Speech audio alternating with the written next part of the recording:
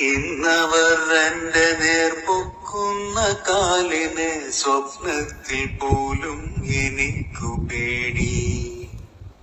ഊണുമുറക്കമില്ലാതെ ഞാൻ നേടിയതൊക്കെ അവർക്ക് വിധിച്ചു നൽകി.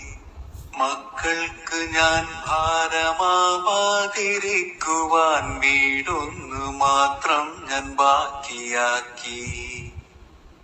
ഈയിടെ ഇവിടെയും യോഗം നടക്കുന്നു, ചർച്ചകൾ പലതും നടന്നിടുന്നു. ചർച്ചയിൽ നല്ല പരസ്യം പറയുന്നു മക്കൾ മരുമക്കൾ വാശിയോടെ. കൊച്ചിയിലുണ്ട് വൃദ്ധസദനം, ഇപ്പോ കോഴിക്കോടുണ്ട് സേവാസദനം. കാര്യമെനിക്ക് മനസ്സിലായി, എന്റെ വീടിനുമിന്നവർ നോട്ടമിട്ടു. ജീവന്റെ ജീവനാം എന്റെ മക്കൾ, എന്നെ എങ്ങോ കളയാൻ വെമ്പുന്ന മക്കൾ. തളർച്ചയോടൊന്നു ഞാൻ ചാരിക്കിടക്കവേ ചാരുകസേരക്കും മുറുമുറുപ്പ്. അറിയാതെ ഓർത്തു ഞാൻ പുറകിൽ ഉപേക്ഷിച്ച യൗവന ജീവിത കാലത്തെയും.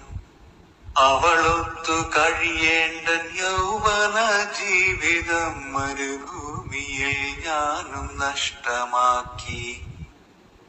പരിഭവ ദുഃഖ പരിദേവനങ്ങളും പലതും പറഞ്ഞു കരഞ്ഞവളും.